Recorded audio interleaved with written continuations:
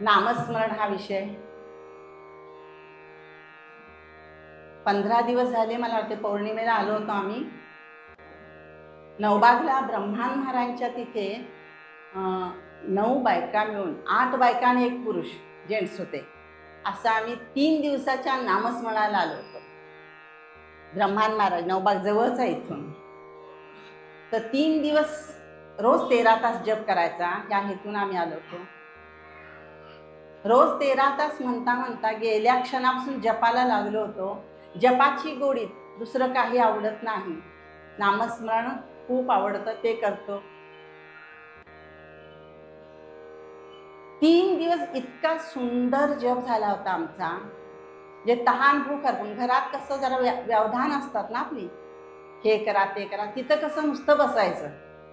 पहाटे 4ला उठायचं, काकडातीपासून जो जप सुरू व्हायचा, काकडाच्या आधी 5ला जप सुरू व्हायचा, 5:30ला काकड आरती असायची आणि नाश्त्यापर्यंत की परत उठायचं, नाश्ता काय परत बसायचं, परत जेवणाच्या 12च्या आरती.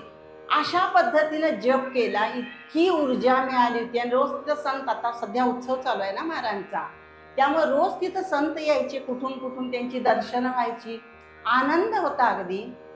पण कलियुगामध्ये बरं का, नाम साधना एवढी सोपी नाही आहे. मुखात नाम येणं एवढं सोपं नाही आहे. ते प्रवाहाच्या विरुद्ध पोहणं आहे. नाम साधना म्हणजे प्रवाहाच्या विरुद्ध पोहणं आहे. तेही मौनात. मी बोलू द्यायची नाही कुणाला, बोलायचं नाही. बोलायचं असतं बाहेर जा म्हणायची मी. बोलायचं नाही, जप करताना बोलायचं नाही, खानाखुणा पण करायच्या नाही. मग कसला जप? तर जप इतका सुंदर झाला. आणि आमच्याच भगिनीमध्ये एक भगिनीला वाईट शक्तीचं बाधा आहे असं काहीतरी सांगितलं होतं. 10 वर्षापासून ती झगडते तिच्याबरोबर. म्हणजे त्या वाईट शक्तीशी तिचं चाललंय झगडा. कुठं कुठं जाते, काय काय करते, पण काही उपयोग होत नव्हता. परिस्थिती जैसेच्या तैसे. आणि वाईट बाधाचा अर्थ काय मला सांगायचंय, मन कमकुवत असलं ना, आपलं मन कमकुवत असलं की अशा वाईट शक्तींना फावतं. ते आपला ताबा घेतात आणि आपल्या माध्यमातून काहीतरी मग ते चालू असतं.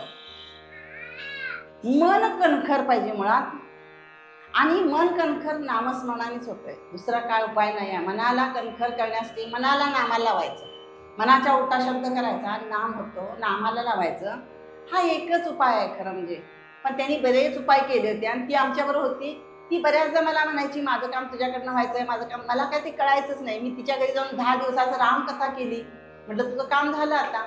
पण तरी ते होत नव्हतं काम. तिचं जे होतं ते पूर्वजन्मीची कर्म आडवी येतात. लक्षात ठेवा, पूर्वजन्मापासूनचा आमचा संबंध आहे.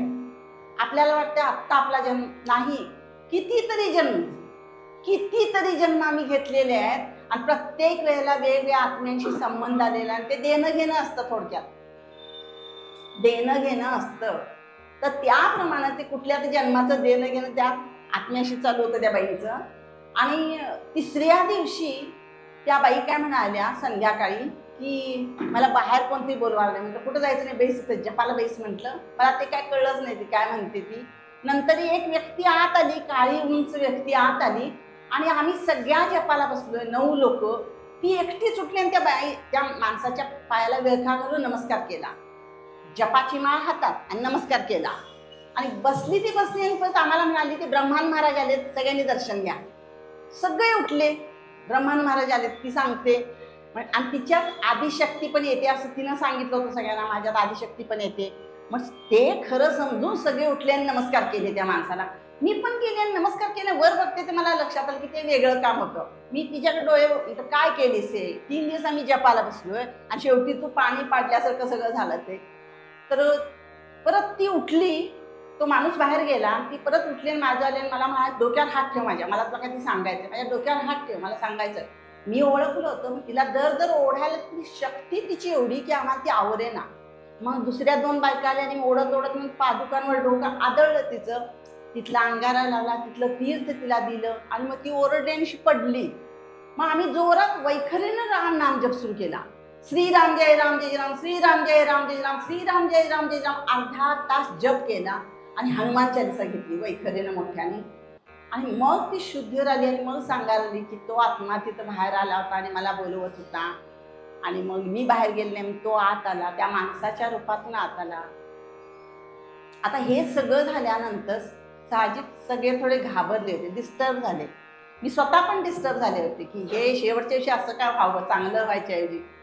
तर तिथे एक पुण्याचे साधक आले होते आणि ते आम्हाला बघून, ते पण प्रत्येक जण तिथे येतो तो नामधारक आहे, ब्रह्मान महाराजांचे नाम साधनेत ना आलेली व्यक्ती. ते आम्हाला म्हणाले की घाबरू नका, सद्गुरूंच्यावर विश्वास आहे ना, घाबरू नका, असं ते सांगत होते आम्हाला.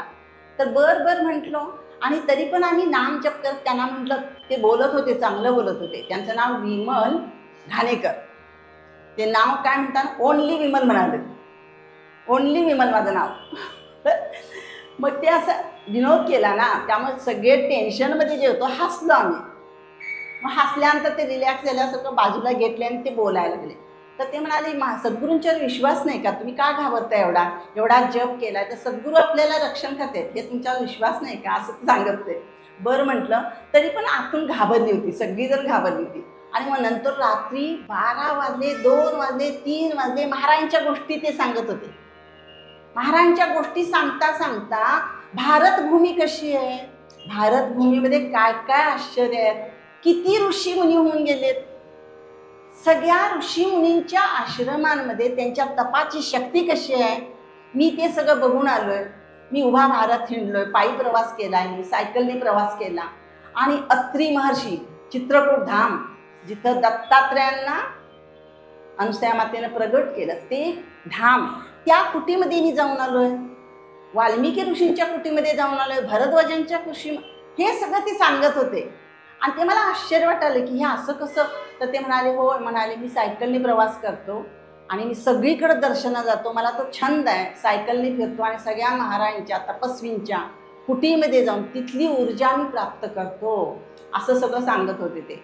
इतकं छान वाटलं. आणि 3 वाजता मग आम्ही म्हटलं, अरे वेळेचं भानच नाही.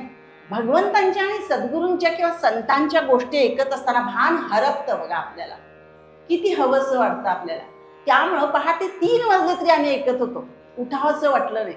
आणि मग ते म्हणाले, पहाटे म्हटलं 3 वाजले आता आम्ही झोपतो. तर ते म्हणाले, उद्या सकाळी काय करणार तुम्ही.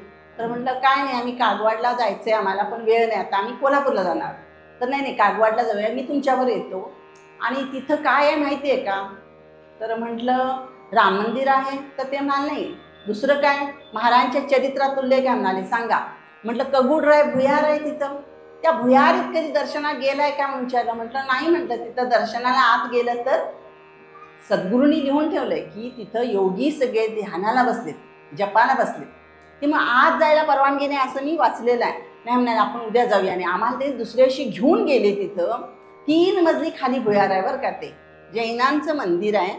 आणि आतमध्ये 3ऱ्या मजल्यात म्हणजे खाली तीर्थंकरांची मोठी मूर्ती आहे. आणि तिथं एवढी ऊर्जा आहे, प्रचंड ऊर्जा. तिथं आम्ही बसून एक 5-10 मिनटं बसून जप केला. तेव्हा परत आम्हाला ते कालचा जो रात्रीचा प्रकार झाला होता तो सगळा विसर्ज पडला. सगळे फ्रेश झाल्या बायका. परत जे अंगात जड झालं होतं अंग सगळं ते फ्रेश झालं आणि आपापल्या घरी आम्ही गेलो. आता कळलं आपल्याला की कर्माडव आपण जे करत असतो ना, त्या बाई पण नामस्मरणातल्या आहेत, पण त्यांच्या अंगात ही वाईट शक्ती का, तर गेल्या जन्मातलं देणं घेणं असतं म्हणून सांगितलं ना. कर्म किती, कर्माचं फळ जे म्हणतो ना अनिवार्य, कर्माला बायपास पण नाही आहे. कर्मफळ भोगल्याशिवाय सुटकाच नाही. नामस्मरण आपल्याला जे सांगितले सगळ्या संतांनी त्यासाठीच आहे की प्रत्येक कर्माचं फळ भोगून संपवायचं म्हटलं तर शक्य नाही बरं का.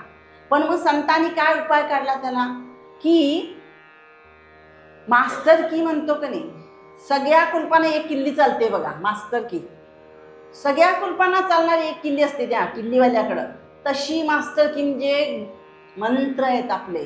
कलियुगात सगळ्या देवता ज्या आहेत ना त्या मंत्राधिष्ठित आहेत. देव देवळात कमी आहे पण मंत्रामध्ये जास्त वास आहे त्यांचा. देवतांचा वास मंत्रामध्ये आहे. ओम नमः शिवाय जप तुम्ही 3.5 कोटीचा संकल्प केला, झाला 15 कोटी. ओम नमः शिवाय श्रीराम जय राम एकच आहे सांगितले महाराजांनी बरं काय. एक हरिहराचीच एक आहे, ते हरिहर एक आहे. ओम नमः शिवाय, ओम नमः शिवाय, ओम नमः शिवाय ज्याला म्हणतो त्याला शिव कसे येतो? शिवाचं वर्णन आपण ऐकतो कसं आहे? कर्पूर गौरम करुणावतारम संसार सारम भुजगेंद्रहारम सदा वसंतम हृदयारविंदे भवम भवामी.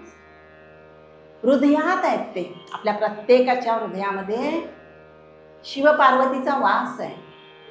आणि त्यांचा रंग कसा आहे? कर्पूर गौरम. पण ते दिसतात सावळे. एक तर हलाल घेतलं, हलालामुळं पण त्यांचा सावळा रंग झाला. आणि त्यांचं इष्ट हरी श्रीहरीचं सदैव ध्यान केल्यामुळे श्रीहरीचं स्वरूप, ज्यांचं ध्यान करतो त्यांचं स्वरूप आपल्याला प्राप्त होतं, म्हणून ते सावळे झाले. पण मूळ स्वरूप त्यांचं कर्पूर गौरम. त्यांना कापूर लावतो आपण. कापूर लावल्यानंतर क्षणात संपतं का नाही? ते मागं काय शिल्लक ठेवतं? नाही. शिवाला एक लोटा पाणी चढवल्याने आणि ओम नमः शिवाय म्हटल्याने आपलं पाप कापराप्रमाणे भस्म करून टाकायची शक्ती शिवामध्ये. शिवाचं स्वरूप दुसरं कसं? सत्यम शिवम सुंदरम. सत्य स्वरूप भगवंत आहेत ते. पक्ष 15 चालू आहे, भागवताची सप्ताह चालू आहेत सगळ्याकडे. कशासाठी? पितरांच्या उद्धारासाठी सांगतात. पितरांच्या उद्धारासाठी भागवत सप्ताह करावा असं जरी असलं तरी सुद्धा पितरांच्या पेक्षा आमच्या उद्धाराचा आम्ही विचार करायला पाहिजे आता. कारण भोग भोगावे आम्हाला लागतात ना. कलियुगात किती अवघड आहे जगणं, किती अवघड आहे. पत्रिका दाखवायला जातात त्या प्रत्येकाला एकच उत्तर मिळतं, तुमच्या पितरांचा त्रास आहे. पितरांचा त्रास म्हणजे काय? आता गेलेली माणसं तुम्हाला का त्रास देतात? का त्रास देतील? कशाला त्रास देतील? आम्ही आमच्या नातवंडांना त्रास देऊ काय? नाही देणार. मग ते कशाला आम्हाला त्रास देतील? आमचं कर्म इथं चुकत असते बघा, ते त्यांना कळतं. आणि ते काय म्हणतात की आमच्याकडनं चुकलं ते चुकलं, पुढची पिढी पण चुकायला लागले, त्याचा त्यांना वाईट वाटतं, म्हणून ते कुठल्या तरी कारणाने आम्हाला ते अडवायला बघत असतात. आमच्या कार्यामध्ये कर्मामध्ये विघ्न येऊन आम्हाला सुचवू पाहतायत की तुम्ही कर्म सुधारा. आमची सगळी कर्म जर चुकीची असतील आणि पत्रिका दाखवायला गेल्यानंतर पितरांचा त्रास कसं काय? आमची कर्म चुकीची आणि पितरांचा त्रास कसा? मग भागवत करून का उपयोग? काय भागवत करून उपयोग आहे? भागवत केल्याने पितरांचा उद्धार होतोच होतो. पण परीक्षिती आपण सगळेच आहेत की हो. 7 दिवसात मरणार म्हणून परीक्षितीला सांगितलं, त्या 7 दिवसातच आम्हाला पण मरण नाही. आमच्यासाठी काय 8वा दिवस आहे?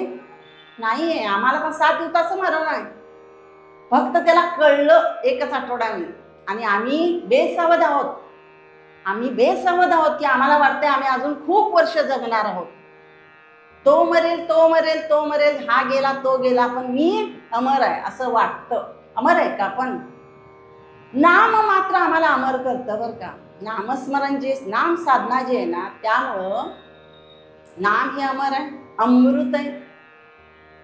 नाम हे अमृत आहे म्हणतो ना आपण. नामामृत, सद्गुरूंचं चरणामृत, कथामृत, ही अमृत घेऊन आम्ही अमर होऊ शकतो. अमर म्हणजे काय की ह्या देहानं अमर नव्हे. आम्ही कर्म जे करतो ते कर्म चांगलं करून कीर्ती रूपानं आम्हाला अमर व्हायचे. आम्ही अमर कसे होणार? देह नाशवंत आहे. त्यामुळं आम्ही अमर व्हायला पाहिजे असेल तर कर्म असं करायचं की आमची आठवण मागच्या लोकांना राहिली पाहिजे. मागच्या लोकांना म्हणजे समाजाला राहू दे, पण आपल्या घरातल्या तरी पुढच्या पिढीनं म्हटलं पाहिजे, आजी होती खूप नामस्मरण करायची, तिचे आशीर्वाद बरं आमचं चांगलं आहे. पुढच्या पिढीनं म्हणावं, आजी होती खूप नामस्मरण करायची, कशात लक्ष नसायचं, काय हातात माळ असायची आणि तिच्यामुळे आमचं सगळं चांगलं आहे असं म्हणावं ना पुढच्या पिढीनं. काय पुढच्या पिढीनं असं म्हणावं, काय करून ठेवलंय बघा आम्हाला भोगावं लागलंय असं म्हणावं. आपल्याला चॉईस आहे सगळ्या बरं काय. बुद्धी दिली त्यामुळे चॉईस सगळ्याला ठेवलाय. काय करायचं ते तुझं तू बघ. नामस्मरण इतकी श्रेष्ठ साधना सांगितली. ओम नमः शिवाय म्हणत असताना ज्या वेळेला ज्या देवतेचं नामस्मरण करतो त्या देवतेशी डायरेक्ट संबंध येतो. लक्षात ठेवा, नामस्मरण करताना त्या देवतेशी डायरेक्ट संबंध येतो. ओम नमः शिवाय, शिव आणि मी, शिव आणि मी त्यावेळेला. मग शिव काय नुसतेच आपल्याला समोर येणार आहेत का? समोर आल्यानंतर ते काहीतरी केल्याशिवाय राहतील का? सत्य स्वरूप शिव आहेत ते. त्यांचं शिव म्हणजे पवित्र. नाम कसं आहे? सत्य स्वरूप आहे. नाम घेतल्यानंतर शिवस्वरूप आम्ही होणार, म्हणजे पावन होणार. नाम घेतल्यानंतर आम्ही पावन होणार, पवित्र होणार. आमच्या जे काय अपवित्र असेल, आमचं कर्म चुकलेलं असेल, ते कर्म आमचं जळून भस्म होणार कापराप्रमाणे, आणि आम्ही पावन. प्रत्येक नामस्मरणा गणिक आम्ही पवित्र होत जाणार आहे, हा दृढ विश्वास पाहिजे. प्रत्येक नामस्मरणा गणिक आम्ही शिवाप्रमाणे पावन होणार आहे, पवित्र होणार आहे. आणि जे सत्य आहे, जे पवित्र आहे, तेच फक्त सुंदर आहे. सत्यम शिवम सुंदरम. जे सत्य आहे, आणि सत्य कसं? त्रिकाला बाधित. मागेही ते सत्यच होतं, आत्ताही सत्यच आहे, आणि पुढेही सत्यच राहणार. त्रिकाला बाधित सत्य. सत्यम शिवम सुंदरम ते नाम आहे. सत्यम शिवम सुंदरम नाम आहे. ते नामस्मरण करत असताना आमच्या वाट्याला जी काही कर्म आलेली आहेत, कर्तव्य कर्म, आमच्या वाट्याला कर्तव्य कर्म खूप आलेले आहेत. समाजातली कर्तव्य लांबची राहिली, घरातली, कुटुंबातली आधी कर्तव्य किती असतात बरं? 4 लोकांच्या कुटुंबामध्ये कितीतरी कामं असतात आमची. ते आम्हाला जे काम करावं लागणार आहे, ते प्रत्येक काम भगवंताच्या स्मरणात आणि कर्तव्यबुद्धीनं, अपेक्षा फळाची न ठेवता भगवंतार्पण बुद्धीनं करत राहायचं. हे सत्कर्म झालं. कुठलीही अपेक्षा न ठेवता करत राहायचं, करत राहायचं, करत राहायचं. कर्म तू प्रामाणिकपणानं करत राहा, त्याचं फळ काय द्यायचं ते मी बघतो, भगवंताने सांगितलेलं आहे. आणि त्याशिवाय घरातली आपली कामं करून परत वेळ भरपूर राहतोय बरं काय. बायकांना काम जे आपण कामाचा बाऊ करून सांगतो आम्ही. खरंच मी सांगते, मला पण 4 माणसं होती. आता आम्ही दोघं आहोत, तो प्रश्न वेगळा. आता सुद्धा मी माझ्या मुलाकडे गेले, 4 माणसं होतो, 5 माणसं होतो. घरात काम जरी पुष्कळ असलं तरी सुद्धा आता काम सोपं आहे. पूर्वीसारखं अवघड आहे का? जनाबाईला जे काम करायला लागायचं ते आम्हाला आहे का आता? नाही आहे. त्यामुळे सगळं काम कितीही चांगलं करतो म्हटला तर 1 तास पुष्कळ झाला. 1 तास सकाळी आणि 1 तास संध्याकाळी. मग उरलेल्या वेळेचं काय? मग उरलेला वेळ आमचा कुठं जातो? मग ज्या वेळेला कोणती संत सांगतात ना की नामस्मरण करा, तुम्ही काय ती पत्रिका दाखवायला जाता? ते लोक दुसरं सांगतात, ती कर्म दुसरी असतात. ही पूजा घाला, ते पूजा घाला, ही शांती करा, ते शांती करा. किती शांती विधानं केली आणि कर्म जर चुकीचं होत असेल तर फळ कसं चांगलं मिळणार? मग जे खरे संत असतात ते काय सांगतात? अण्णांच्या सारखे नामस्मरण करा, नामस्मरण करा, बस. त्या ऐकणाऱ्याला काय वाटतंय? काय सांगितलंच नाही करायला. तुम्हाला जर सांगितलं ना ही पूजा घाला जाऊन म्हणून, तर तुम्हाला काय ते केल्यासारखं वाटतं. पण नुसतं नामस्मरण करा म्हटलं, काय सांगितलं नाही, नामस्मरण करा म्हटले, मग ते करतच नाहीत. त्याचं गांभीर्य कळत नाही. कलियुगात मंत्राधिष्ठित देवता म्हणजे नामात देव आहे. कलियुगात पूजा अर्चा ध्यान काही जमणार नाही जीवाला, म्हणूनच सोपं करून सांगितलंय, पण तेही जमत नाही. पूर्ण सुख मागचं काय ते सत्कर्मानी आशीर्वाद मागचं संचित असल्याशिवाय नाम मुखात येत नाही. जरी सुरुवातीला नामस्मरण करताना त्रास होत असला आणि जबरीनं नाम घ्यावं लागत असलं तरी घ्यायचं, पण घेता घेता घेता घेता घेता एक दिवस असा येतो की ते नामस्मरण आपोआप मुखात यायला लागतं. मग माळेवर जप होईल तेवढा करायचा, आणि एरवी हाताने काम करत असताना मुखी नाम, जशी जनाबाई करायची, हाती काम मुखी नाम. बघा तिला काम एवढं असायचं, पाणी आणायचं. संतांचं घर होतं ना, नामाची दासी होती. चंद्रभागेचं पाणी आणा, दळण करा, केवढी कामं होती तिला. विठुरायाच्या दर्शनाला जायची कधी नाही जायची. कामाचं जास्त लोड आला की जायची नाही. ज्याशी जायची नाही ती दळणाला बसायची, त्यावर ती म्हणायची, दळिता कांडिता तुझ गाईन अनंता. लगेच विठुराया यायचा. ती गेलेली नसायची दर्शनाला. विठुरायाला तळमळ भक्ताची, तो येऊन बसायचा आणि एकच हात लावला की पोतभर धान्य कधी दळलं जायचं कळायचं पण नाही. तिला ते पीठ भरताना अभंग जे म्हणायची, रचायची, ते लिहून घ्यायला कोण नव्हतं, लिहिता वाचता येत नव्हतं म्हणे तिला. पांडुरंगाने तिचे अभंग लिहून घेतलेत म्हणे. पांडुरंग सांगतात की माझ्या जनाईचा अभंग कोण एक दिवसातून एखादी ओळी जरी म्हणेल त्याला मी कृपा करीन, असं पांडुरंगाचं वचन आहे. किती प्रिय जनाबाई सांगा. मग एवढं काम आमच्या प्रपंचात नाहीच आहे. मग आम्ही कारण का सांगावीत? कारण का सांगावीत? माझे गुरुबंधू परवा घरी आले होते, त्यांनी नामाचं आसन लावलं. त्यांनी सांगितलं दिवसातून 70,000 माप दिले त्यांना सद्गुरूंनी. 13 कोटी जपाचा संकल्प सोडला. येत्या पुण्यतिथीला 13 कोटी जप त्यांना पूर्ण करायचा आहे. 70,000 दिवसातून जप करायचा. मग कसा करायचा? मी पण बघितलं कसं करतात बाबा ते. तर त्यांनी बघा, मी डोळ्याने बघितले. 8:30ला जेवण रात्री झालं, 9:30ला अंथरुणावर पडले की झोप लागली. 9:30ला झोपले की 11:30 11च्या दरम्यान उठले. बसले की 3-4 पर्यंत नामाची बैठक.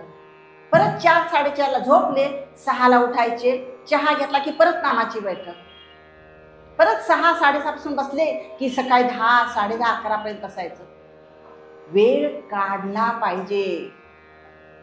जे असा नामस्मरण करतात, दिवसाला 70,000 सुद्धा नामस्मरण करतात, त्यांनाही 24 तासच आहेत दिवसाचे.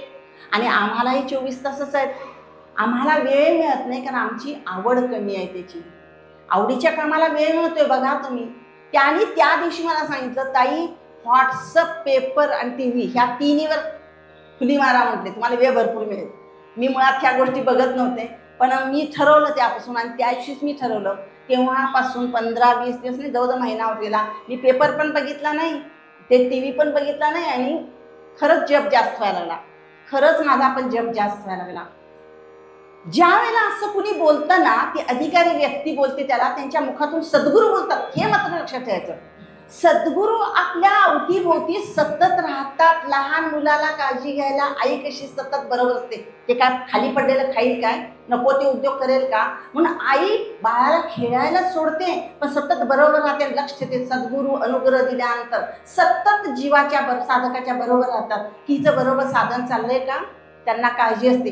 त्यांना जाब विचारतात, लक्षात ठेवा आम्ही नाही साधन केलं. काही लोक अशी करतात की साधना अनुग्रह घेतला की गोंधळच सांगतात. 1 माळ श्रीराम जय राम जय राम करायची, 1 माळ करायची आणि मग ठेवायची, असा त्याचा अर्थ नाहीये. 1 माळ केल्यानंतर ते करत राहायचंय. पण काही लोक अगदी आज्ञापालन, 1 माळ करायला सांगितले 1च माळ करतात. अरे बापरे, असं कसं? 1 माळ करून कसं चालेल? मग ते परवा म्हणाले की अरे तुम्ही 1च माळ करता म्हणजे सद्गुरूंचं भांडवल खाता. तुम्ही 1च माळ जर करत असाल तर सद्गुरूंचं भांडवल खाता, मग हे चुकीचं आहे ना. असं करू नका म्हणे, तुम्ही जप वाढवा. सद्गुरू सतत लक्ष ठेवून असतात आईसारखं की साधकाचं काय चाललंय, हिला काय दुःख आहे, काय हिचं साधन अडतंय, हिच्या मार्गात काय अडथळे आहेत, ते सतत डोळ्यात तेल घालून बघत असतात. आता आमच्या मुलांना लहान असल्यापासून आम्ही काय शिकवतोय बघा. मोठं झाल्यानंतर एकदम सांगितलं जप कर जप कर, नाही करणार मुलं. पण लहान असल्यापासून आम्ही काय सांगतो, फ्रेममध्ये दाखवतो. महाराजांना किंवा देवांना फ्रेममध्ये दाखवतो की नाही, महाराज किंवा देवघरातल्या मूर्तींमध्ये दाखवतो. असं करायचं नाही बरं काय. चालता फिरता देव सांगा त्यांना. माझ्या नातवंडाला मी सांगत असताना सांगते, शाळेला जाताना स्कूलला जाताना, शिवांग डबा घे, महाराजांना सांग चला माझ्यावर स्कूलला महाराज जाऊया. खेळताना महाराज माझ्यावर खेळायला चला. टिफिन खाताना महाराज माझ्यावर टिफिन खायला या. प्रत्येक कृतीमध्ये महाराजांना तू आपल्या बरोबर घे, म्हणजे महाराज तुझ्या बरोबर राहतील. हे मी लहानपणापासून, तो 2 वर्षाचा असल्यापासून मी सांगते त्याला. आणि त्यामुळे त्याला ती सवय लागली. तो खेळायला जाताना महाराज चला खेळायला असं म्हणतो. तो खरंच महाराज जातात. मी बघितले डोळ्याने की असं म्हटल्यामुळं महाराज सतत त्याच्याबरोबर राहतात. माझी सून नोकरी करते, मला बाळाला सांभाळावं लागलं ना. 6 वर्षाचा होते मी सांभाळलं त्याला, तर मला त्याच्याबरोबर पाठीमागून पळणं शक्य नाही. आमचे गुडघे दुखतात. आम्ही तिला खेळायला बागेत सोडत होतो आणि आम्ही बसत होतो नामस्मरण करत. तर तो खेळताना त्याच्याबरोबर महाराज असायचे. हे मला किती वेळा लक्षात आलंय. किती वेळा महाराजांनी त्याचं रक्षण केलेलं आहे. तो पडता पडता हात लावायचे खाली की त्याचे गुडघे फुटायचे थांबलेत. महाराज सतत त्याच्याबरोबर असतात. हे मी किती वेळा अनुभव घेतलेला आहे. महाराजांना देवांना फ्रेममध्ये दाखवायचंच नाही. बघ खोटं बोलायचं नाही महाराजांच्या बरोबर. डबा तूच खाल्लास का, महाराजांना कळतं बरं का सगळं. महाराज तुझ्या बरोबर आहेत. तू रामनाम घेतलं का, तू रामनाम किती वेळा घेतलंस, महाराजांनी बघितलेलं आहे तुला, तू घेतलंस की नाही. तुझ्या मित्रांना पण सांग बरं तू. असे संस्कार ज्याला आम्ही मुलांना करू ना, त्याला खरोखर देवाची आणि त्यांची घट्ट मैत्री होईल, त्यांचे संबंध ब्रह्मसंबंध तेव्हापासून प्रस्थापित होईल. आणि तेव्हापासूनच आपण सद्गुरूंच्या गोष्टी त्यांना सांगत राहायचंय मुलांना, की महाराज असे, महाराज असे, महाराज असे. महाराज सद्गुरू म्हणजे साक्षात ईश्वरी अवतार आहेत. ते एवढ्या लोकांना नामाला लावायचं आणि त्यांची जबाबदारी घ्यायची. सद्गुरू म्हणजे सामान्य गोष्ट नाही. त्रैलोक्य सत्ता सद्गुरूंची, त्रैलोक्य बाहेर सत्ता सद्गुरूंच्या, लक्षात ठेवा. गुरु दत्तात्रेयांच्या धामात मला सेवा मिळाली. माझं नशीब आज की आज मला ही सेवा मिळाली. साक्षात सद्गुरूंचं महत्व किती आहे तो गुरुचरित्रामध्ये आपण वाचतो. एक इच्छा मनात निर्माण झाली काय राजा व्हायची, त्या रजकाला लगेच पुढच्या जन्मी राजा केलं नव्हतं ना. गुरुचरित्र वाचतो आपण किंवा आपल्या सद्गुरूंचं सुद्धा चरित्र वाचतो. कितीतरी कथा आहेत त्यामध्ये अशा सद्गुरूंचं महत्व सांगणाऱ्या. मग हे लहानपणापासून जर सांगितलं आणि मग वयाची 10 वर्ष पूर्ण झाल्यानंतर जर त्याला अनुग्रह दिला तर त्याला नामासाठी मागे लागावं लागणार नाही. महाराजांचं सद्गुरूंचं महत्व आधी कळावं आणि मग नाम साधना त्या सद्गुरूंच्याकडनं मिळाली तर तो नाम साधना योग्य रीतीनं करेल. आधी गोष्टी महाराजांच्या सांगायच्या, सद्गुरूंच्या सांगत राहायचं. म्हणजे सद्गुरू हे अविनाशी चिरंजीव तत्व आहे, लक्षात ठेवा. कलियुगामध्ये हनुमानजी आहेत बघा. रामाची मंदिरं कमी आहेत एक वेळ, पण गल्लोगल्लीत आणि कोपऱ्या कोपऱ्यावर मारुतीची स्थापना. का हो असं झालं? असं का? एक तर कलियुगाचा राजा आहे हनुमानजी, कलियुगाचे राजे आहेत. राम प्रभूंचं नाम घेता घेता घेता घेता घेता प्रभू रामांशी ऐक्य झालेलं आहे. त्यांचं प्रभू रामांशी ऐक्य झालेलं आहे. मिठीत घेतलंय की नाही? प्रभू रामरायांनी हनुमंताला मिठीत घेतलंय.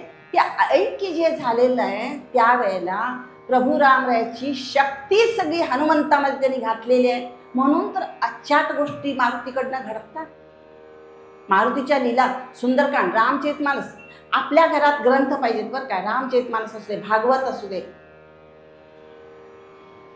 ग्रंथ वाचन पाहिजे, ज्ञान पाहिजे. भक्ती करताना ज्ञान आलं पाहिजे. ज्ञान आधी घ्यायचा प्रयत्न करायचा नाही. भक्ती करता करता भक्तीची मुलं आहे. ज्ञान हा भक्तीतून निर्माण झालेला भक्तीचा पुत्र आहे तो. आणि भक्तीतून ज्ञान जे मिळतं ना ते ज्ञान टिकतं पण. आणि ज्ञान टिकलं की वैराग्य आपोआप येतं. ज्ञान वैराग्य मिळवायच्या गोष्टी नाही आहेत. भक्तीतून ती गाय जशी येते आणि मासरं पाठवा तसं भक्ती केली की ज्ञान आणि वैराग्य आपोआप मिळणाऱ्या गोष्टी आहेत. आणि वैराग्यानं भक्ती दृढ होते. वैराग्य कशासाठी पाहिजे आम्हाला? वैराग्य कशासाठी पाहिजे? तर भक्ती दृढ होण्यासाठी, नाम दृढ होण्यासाठी वैराग्याचे पण. भोग भोगण्यात शक्ती गेली सगळी आयुष्यभर. आयुष्यभर आम्ही काय केलं? भोग भोगत राहिलोय.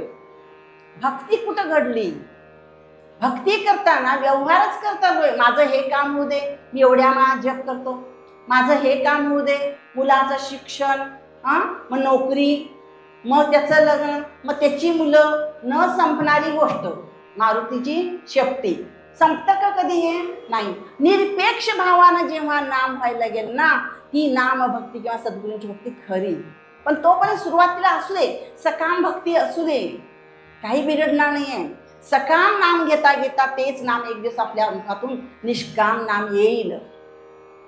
पण ते करत असताना सुद्धा सद्गुरूंचं आज्ञापालन जे आहे ना ते फार महत्वाचं आहे. आणि सद्गुरूने एक नामस्मरण आज्ञापालन पहिलं सांगितलंय, सगुणाची सेवा. सगुणाची सेवा, कुठल्या तरी एका ग्रंथाची सेवा. शंकर महाराजांची गीता, शंकर गीता जे आहे ना, शंकर गीता वाचताना बघा तुम्ही काय त्याच्यामध्ये काय महाराज सांगायला ते एका माणसाला, अरे तुझ्यात मी मेल्याशिवाय तुला काय कळणार नाही. मी मेल्याशिवाय तू कोण असे? तो लगेच महाराजांना वय विचारायला लागला. आता महाराजांनी सांगितलं ना मी मेल्याशिवाय कळणार नाही म्हणताना महाराजांना वय विचारायला लागला. महाराज म्हणाले, अरे माझं नाही रे, तुझ्यातला मी मेल्यानंतर तुला कळेल तू कोण आहेस ते. आम्ही कशासाठी आलो जगामध्ये? आम्ही आलो कशासाठी? आम्ही आमच्या जन्माला आणि मरणाला कर्म कारण आहे. कर्माच्या बंधनातून आमचा जन्म आणि मृत्यू आपला. शंकर महाराजांची गीता असू दे, सद्गुरूंचं चरित्र असू दे, ही अमृतवाणी आहे, लक्षात ठेवा. अमृत वर्षा असते ती. जेवढं घेऊ तेवढं थोडं असतंय. पारायण करायचं म्हणून पारायण करायचं नाही. साक्षात महाराज माझ्या समोर बसलेत आणि मी त्यांची ती कथा वाचते, मला ते आशीर्वाद करतात, हा भाव असेल तर ते पारायण बघा आणि आवरायचं म्हणून केलेलं पारायण बघा.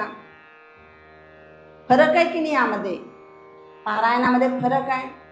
साक्षात महाराज समोर बसलेत आणि मी पारायण करते, सद्गुरूंचे चरित्र असं असेल तर ते पारायण खूप आनंद देऊन जातात. जे आम्हाला परिणाम पाहिजे आहे तेही मिळून जातं.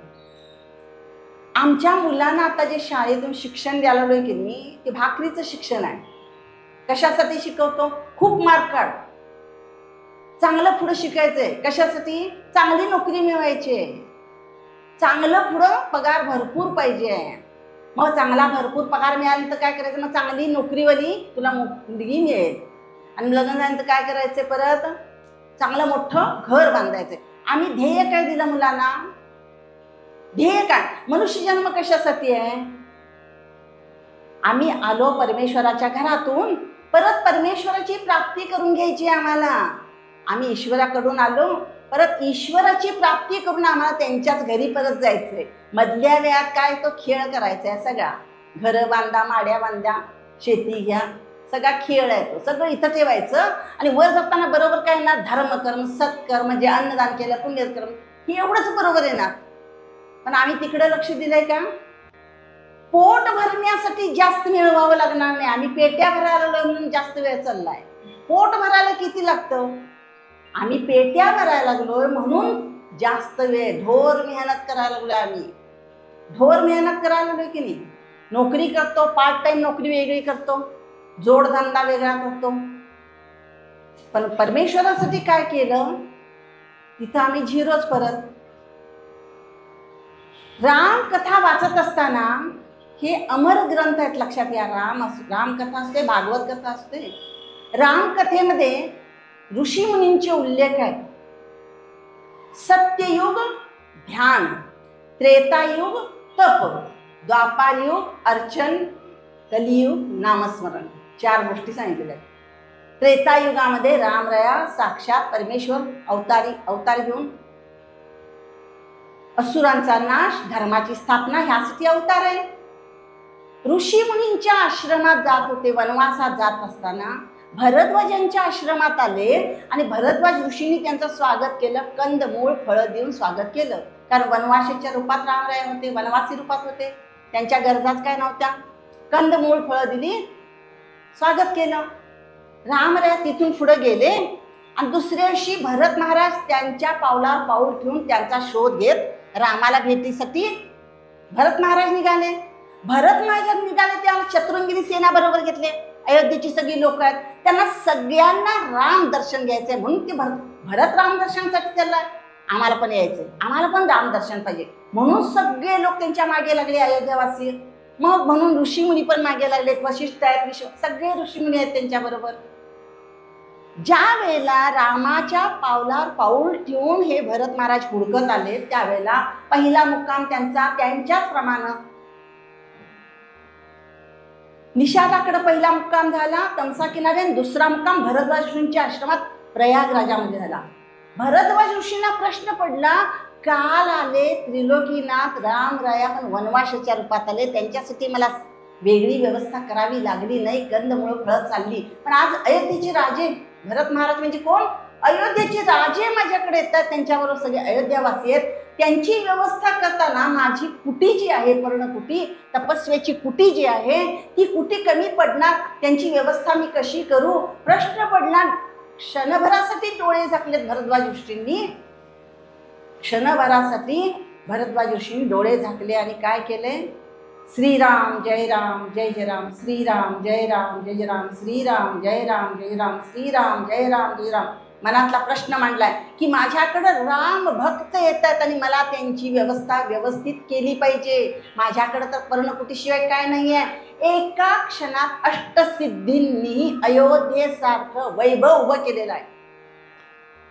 कथेमध्ये हा प्रसंग येतो बरं का, की एका क्षणामध्ये अष्टसिद्धी राबल्या आणि अष्टसिद्धींनी अयोध्येसारखं वैभव ऋषीमुनींच्या आसपास उभं केलं आणि भरत महाराजांच्या जे कोण आले होते त्या सगळ्यांची व्यवस्था त्या महालांमध्ये केली.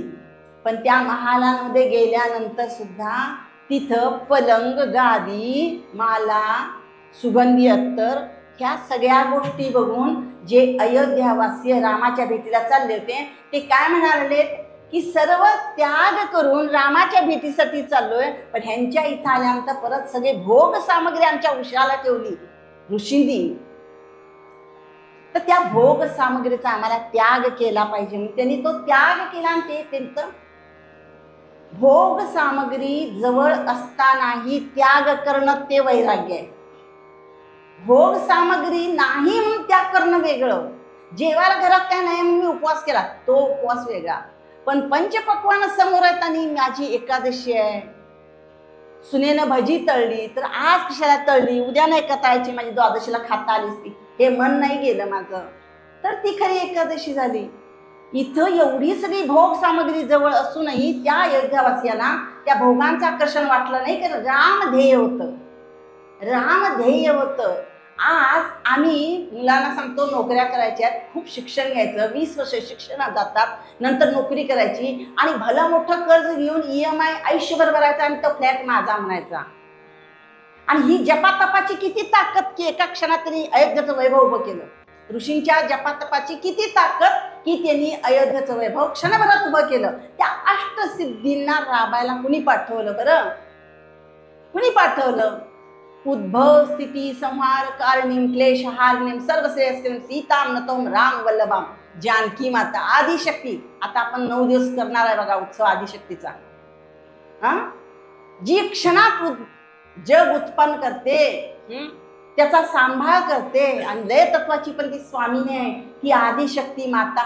तिनं आपल्या भक्तांच्या सोयीसाठी त्या अष्टसिद्धी पाठवल्या होत्या भरद्वाजांच्या आश्रमात.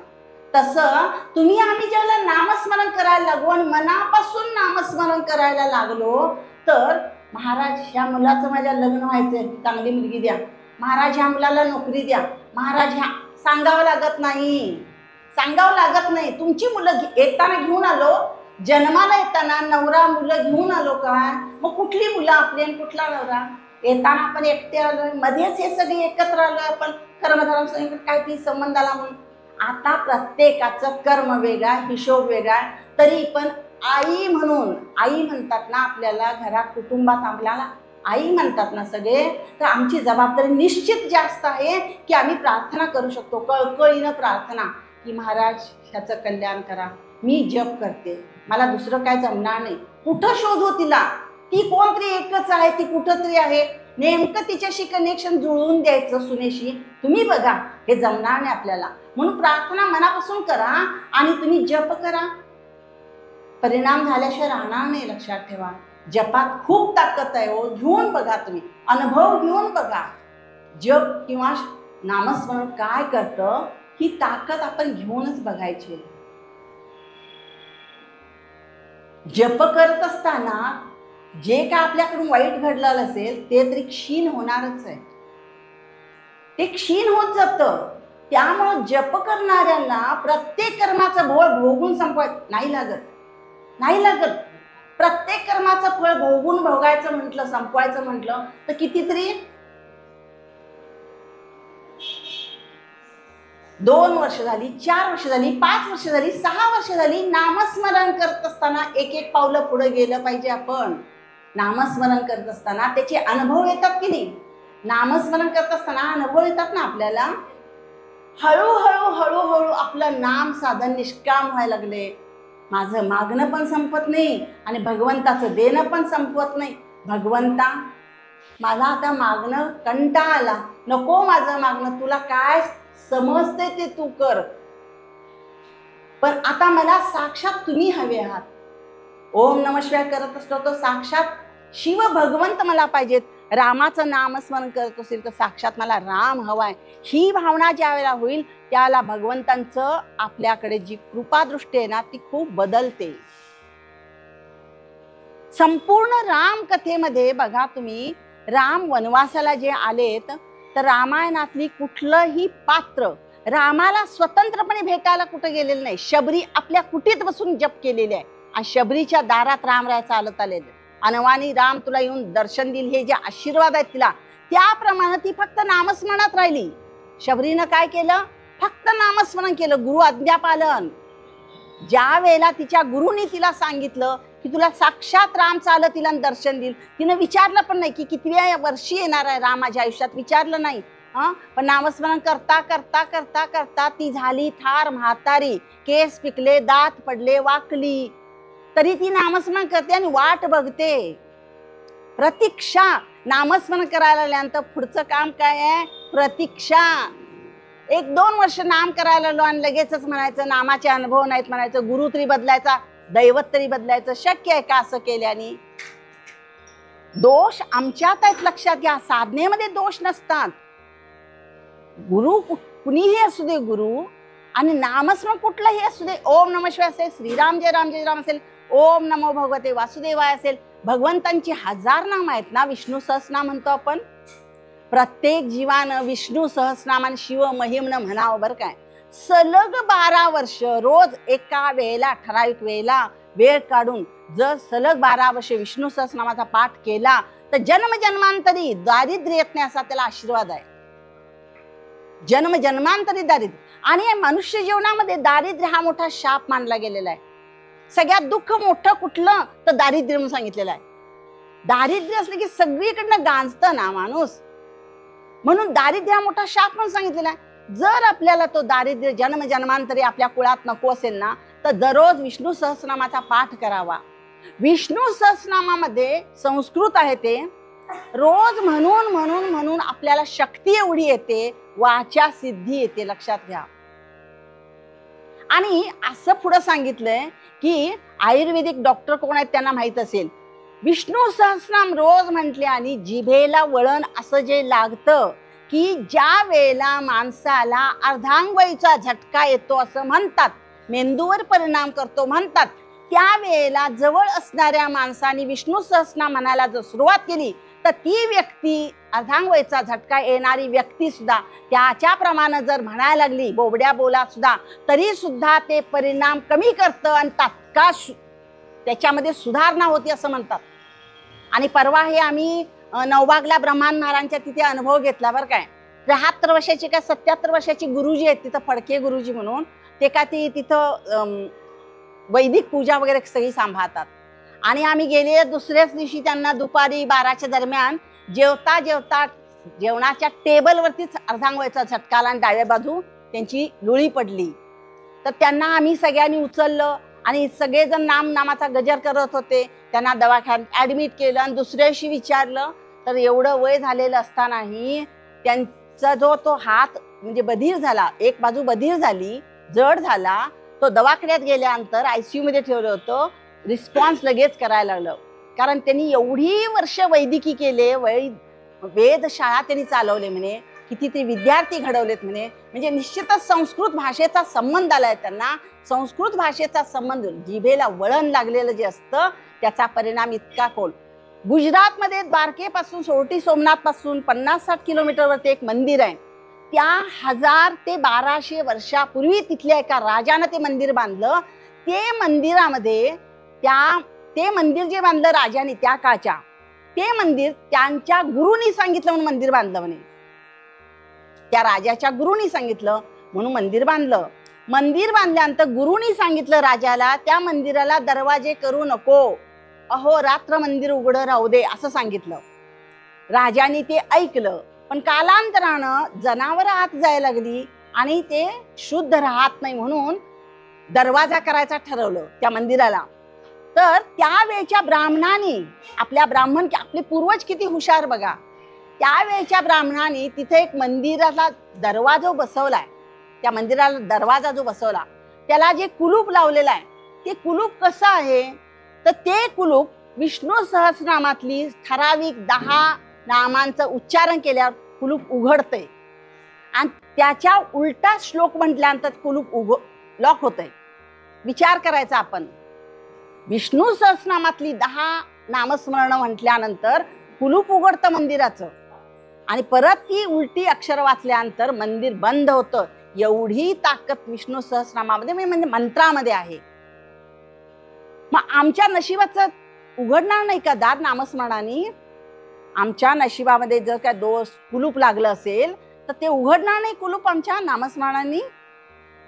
मास्टर की म्हणतो ना तसा आहे आमचा जो मंत्र आम्हाला सद्गुरूंनी दिलेला आहे, तो मंत्र म्हणजे मास्टर की आहे. सगळे दरवाजे उघडणार आमच्यासाठी, आमच्या भाग्याचे सगळे दरवाजे त्या नामस्मरणाच्या. ओम नमो भगवते वासुदेवाय, ओम नमः शिवाय, श्रीराम जय राम जय राम मंत्र दिसतोय लहान, पण त्याची शक्ती कशी आहे? महान आहे. शक्ती महान आहे, लक्षात ठेवा. आजही मी सुद्धा घरामध्ये विष्णू सहस्रनाम रोज पाठ असतो माझा. विष्णू सहस्रनामाचा रोज मी पाठ करते आणि मी स्वतः अनुभव घेते की मुलांचं चांगलं झालं. सगळं चांगलं जे चाललंय, ज्या वेळेला आपल्या घरात सगळं चांगलं व्हायला लागतं त्यावेळेला नक्कीच मागचं संपलं. आणि किती प्रयत्न करून हे चांगलं होत नाही, अडचण येतात, याचा अर्थच मागचं संपलेलं नाहीये. मग मागचं संपवण्यासाठी काय राहिलं? आपल्या हातात काय आहे? एक नामस्मरण. नामस्मरणाशिवाय आपल्या हातात काहीही नाहीये. कुठल्याही मंदिरात तुम्ही रोज जा, काही करा, काही उपयोग नाही. कारण साक्षात अंबा माता सुद्धा सद्गुरूंच्या चरणीच होती, त्यांच्या आज्ञेत आहे, लक्षात घ्या. त्रैलोक्याच्या बाहेर सत्ता सद्गुरूंची आणि त्रैलोक्यात सत्ता सद्गुरूंची म्हटल्यानंतर अंबा माता पण त्यांच्या आज्ञेत आली ना. पुण्याला एक महाराज होते, बिडकर महाराज म्हणून, आणि त्यांच्याकडे एक भक्त यायचे. तर ते भक्त नेहमी त्यांना म्हणायचे की माझं दारिद्र्य घालवा, माझं दारिद्र्य घालवा. त्यांचे गुरु होते दुसरेच, पण ते का त्यांच्या सद्गुरूंच्या हातामध्ये सगळी सत्ता असली तरी सुद्धा शिष्याला कधी काय आवश्यक आहे ते त्यांना कळतं ना. ते योग्य वेळ आली की देत असतात, पण त्यांना धीर निघेना. ते म्हणाले मला 1 रुपया पगार वाढवू दे. त्यावेळेचा काळ आहे बरं का, हा जुना काळ आहे. मला 1 रुपया पगार वाढवू दे. ते काय होईना. मग ते गावाबाहेर एक गणपती आहे, तो नवसाचा आहे, तिथं जर गेलो आणि मागितलं तर सगळे आपलं नवस पूर्ण होतात. कुणी ते सांगितलं. हे जाऊन बसले अर्ध्या रात्री त्या गणपती समोर. तर गणपती महाराजांनी बघितलं रोज आणि 4 दिवसांनी विचारलं तुम्ही का रोज येऊन बसायला आलाय? तर त्यांनी सांगितलं माझा 1 रुपया पगार वाढवा. गणपती महाराजांनी सांगितलं तुमच्या सद्गुरूंची चिठ्ठी आहे ना, 1 का 10 रुपये पगार वाढवून देतो. रामानंद बिडकर महाराजांची कथा आहे बरं काही. संतांची चरित्र वाचावीत, संतांची चरित्र वाचावीत. काय खस्ता खाल्लेत त्यांनी आणि आपल्या शिष्यांच्यासाठी सद्गुरू किती राबत असतात ते कळून चुकेल. झोपत नाहीत सद्गुरू, लक्षात ठेवा. आणि आपल्याला सुद्धा नामस्मरण करताना एकदा नामस्मरणाची चटक लागली, झोप कमी होते, भूक कमी होते. भोग तरी लागतच नाहीत, पण भूक आणि झोप 2 गोष्टी कमी झाल्या तरी आपली साधना चांगली होते. आपल्याला जगण्यासाठी फार खावं लागत नाही हो, फार खावं लागत नाही. गरज खूप कमी आहे. आम्ही गरजेपेक्षा जास्त खातो म्हणून दवाखान्यात सारखं जावं लागतंय. गरजेपेक्षा जास्त खातो म्हणून सारखं दवाखान्यात जावं लागतं. नाहीतर देह टिकवण्यासाठी खूप कमी लागतं. आणि कमी खाल्लं की देह हलका राहतो, साधनेसाठी उत्साह वाढतो आपला, कंटाळा कधी येतच नाही. तुम्ही अर्ध्या रात्री जरी उठवला तरी मी अशीच तुम्हाला दिसणार, कधी मला डोळ्यात झोप वगैरे मिळणारच नाही. आता हनुमानजी आहेत बघा, आपण कलियुगाचा राजा हनुमानजी आहेत. हनुमानजी काय करतात? सतत रामनाम, प्रभूंचं रामनाम त्यांना प्रिय आहे, राम कथा त्यांना प्रिय आहे. जिथं राम कथा असते तिथे जाऊन बसतात आणि रामनाम सतत घेत असतात. त्यामुळं जानकी मातेनं काय केलं? त्यांना पूर्ण कृपा केली. काय केलं? अष्टसिद्धी 9 निधीके दाता त्यांना आशीर्वाद दिला. हनुमंताला आशीर्वाद काय दिलाय?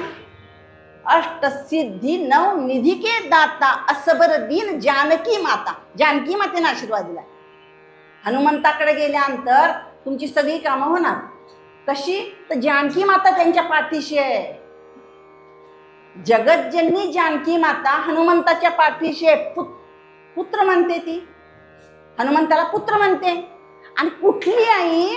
जो पुत्र आईच्या आज्ञेत आहे त्या पुत्राची आज्ञा ऐकणार नाही असं होईल. जो मुलगा आपलं सगळं ऐकतो, आईचं ऐकतो, त्याचं ऐकणार नाही कसं? असं कधी होईल का? आई ऐकणार ना, त्याच्या गरजा सगळ्या पूर्ण करणार ना. न मागता गरजा पूर्ण होतात नामस्मरणाच्या.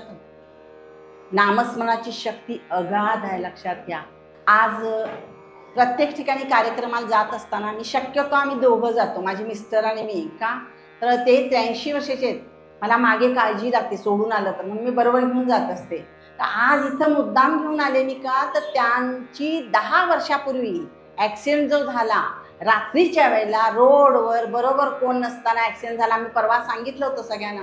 एवढा भयानक प्रसंग होता आणि 6 महिने सद्गुरूंच्या कृपेने आधी कळलं होतं आणि ते टाळण्यासाठी मी पारायण कर, हे कर, ते कर चाललं होतं, पण ते अट्टळ होतं. प्रारब्ध कधी कधी अट्टळ असतं, त्याप्रमाणे तो प्रसंग घडला. पण त्या प्रसंगानंतर किती मोठ्या प्रसंगाला तोंड द्यावं लागलं आम्हाला. डॉक्टरांच्याकडून फसवणूक झाली ती वेगळीच, प्रत्येक डॉक्टरांनी प्रयोग केले त्यांच्यावर, पण त्या सगळ्यातून निष्पन्न झालं काय पुढं तर मेंदूचं ऑपरेशन. वयाच्या 72व्या वर्षी मेंदूचं ऑपरेशन, 2 होल आहेत त्यांना, 2. डॉक्टरने आधी सांगितलं काय की गॅरंटी कशाचीच नाही, पण नाही त्यांना अटॅक आला, म्हणजे अधांग व्हायचा झटका आला. तर ते म्हणाले नाही केलं तर पुढं परिणाम वाईट होईल, म्हणून करून ऑपरेशन करून बघायचं. ऑपरेशन चुकणार नाहीत, त्यांच्या हाताला गॅरंटी नसेल, पण माझ्या सद्गुरूंच्यावर माझी खात्री आहे. आणि ऑपरेशन झालं. ऑपरेशन झाल्यानंतर डॉक्टरनी परत 24 तासांनी सांगितलं की ऑपरेशन फेल गेलं वगैरे. बरं म्हटलं, आम्ही घरी आलो. पुढं 6 महिने आम्ही घरातच नामस्मरण करत, सतत नामस्मरण करायचं. त्यांच्याकडून करून त्यांच्याजवळ बसून, बेडवर बसून मी भजनं म्हणायची, झोप येऊ नये म्हणून, कारण झोपेत जास्त धोका आहे म्हणून सांगितलं होतं. तर झोपेच्याला भजनं म्हणायची, नामस्मरण त्यांच्याकडनं म्हणून घ्यायचं. तेलामध्ये अंगारा घालायचा, महाराजांचं तीर्थ घालायचं आणि ते डोक्याला लावायचं, अंगाला लावायचं. अशा पद्धतीनं करून 6 महिन्यानंतर महाराजांनी त्यांना जसाच्या तसा त्यातून बाहेर काढला. मी सांगितलं होतं महाराजांना की महाराज, वाचा गेली, पाय गेला, मला सांभाळणं शक्य नाही, कुणालाही ते बरं वाटत नाही परस्वाधीनजीनं, त्यामुळे त्यांना जसे होते तसे करा. आणि खरोखर सद्गुरूंनी लाज राखली, जसे होते तसे नाही, त्याच्यापेक्षा सुपर केलं. त्यांना आज 10 वर्ष त्या गोष्टीला झाली. आणि नामस्मरणाच्या माध्यमातून, केवळ नामस्मरणाच्या माध्यमातून मला आज त्यांच्यासाठी काही करावं लागत नाही. ते स्वतः सगळे स्वावलंबी झाले. जिथं जाईल माझी त्यानंतर सेवा वाढली. 10 वर्षापूर्वी माझी सेवा खंडित होती की काय, एवढा वाईट प्रसंग आला, पण महाराजांच्या कृपेनं त्या प्रसंगातून महाराजांनी बाहेर काढलं. सेवेची परत संधी मिळाली आम्हाला दोघांना, पण सेवेची संधी मिळाली. सद्गुरूंच्या विषयी काय सांगावं आणि नामस्मरणाची महती काय सांगावी, शब्दात सांगण्यासारखं नाही आहे. प्रत्येकाने एकच लक्षात ठेवा, सद्गुरू तुमचे दर महिन्याला तुम्हाला सत्संग मिळतोय, गुरुवारी सत्संग मिळतोय. जास्तीत जास्त लाभ घ्या, त्यांच्या आज्ञापालन करा. आज्ञा त्यांची एकच आहे की सत्संग करा, नामस्मरण करा, अन्नदान करा, ह्याच आज्ञा आहेत त्यांच्या. तर त्या आज्ञापालन केल्याने आपलं जीवन धन्य होणार आहे. माझ्या घरात खूप संकट आली सुरुवातीला, पण प्रत्येक संकट माझं नामस्मरणामुळे आम्ही त्यातून बाहेर पडलो, सही सलामत बाहेर पडलो. नुसतं बाहेर पडलो नाही, प्रत्येक संकटातून नामस्मरणाच्या साधनेमुळं सही सलामत सन्मानानं बाहेर पडलो. आणि आज आमचं जीवन धन्य झालेलं आहे. आमची मुलं, सुना, आम्ही सगळे महाराजांचे अनुग्रहित आहोत, नामस्मरणात आहोत, सगळे आपापल्या ठिकाणी व्यवस्थित आहेत. म्हणून मी चांगलं नामस्मरण करू शकते किंवा सेवा करू शकते. तळमळ पाहिजे, एक लक्षात ठेवा, तळमळ पाहिजे. आणि प्रत्येक जीवाला आपल्या घरातल्या तरी, निदान बाहेरच्यांना राहू दे, आमच्या घरातली जी 4 माणसं असतात त्यांना का होईना, बाकीचं काही नाही समजून देता आलं तर चालेल, पण नामस्मरणाचं महत्त्व, सद्गुरूंचं महत्त्व, साधनेचं महत्त्व जाता येता, जेवायला वाढता वाढता, बोलता बोलता, सहज बोलण्यातनं त्यांच्या मनावर असं ठसवलं गेलं पाहिजे की नामस्मरण केलं पाहिजे. बाबा भले ते इंजिनियर असू दे, डॉक्टर असू दे, काही असू दे, पण नामस्मरणाला पर्याय नाही आहे, नामस्मरणाला पर्याय नाही आहे. त्यामुळे त्यांनी सुद्धा वेळ नसला तर वेळ काढून जाणीवपूर्वक नामस्मरण त्यांच्याकडून घडावं. शेवटची एकच इच्छा सगळ्यांना की खरोखर खूप नामस्मरण करा. आणि माझी इच्छा म्हणाल तर सगळ्या इच्छा सद्गुरूंनी पूर्ण केल्यात. एकच इच्छा आहे, इतना तुम करना स्वामी, जब प्राण तन से निकले, श्री गंगा जी का तट हो, यमुना जी का बंसीवट हो, मेरा सांवला निकट हो, जब प्राण तन से से निकले, इतना तुम करना स्वामी जब प्राण तन से निकले. काय माहितीये, दोघं दोघं राहायची वेळ आले, मुलं एकीकडं, कोण जवळ नाही, आम्ही दोघं राहतो, मोठं घर, फ्लॅट सिस्टीमची संस्कृती आले, कुणी कुणाच्या घराकडे बघत नाही. रात्रीच्या वेळेला प्राण जाणार असले तरी सुद्धा महाराज तुम्ही अशी व्यवस्था करा की त्यावेळेला भगवंतांचं दर्शन होते, सद्गुरूंनी आमचा हात हातात घ्यावा आणि पैलतीर आम्हाला. ही शेवटची एकमात्र इच्छा घेऊन मी नामस्मरण करायला, आणि तीही इच्छा माझी सद्गुरू माझी पूर्ण करतील. कारण दत्तात्रयांच्या भूमीमध्ये दुपारच्या वेळेला मी मागणं मागितले, माझी झोळी रीती ठेवणार नाहीत सद्गुरू. जय जय रघुवीर समर्थ. ओम श्री गुरुदेव दत्त.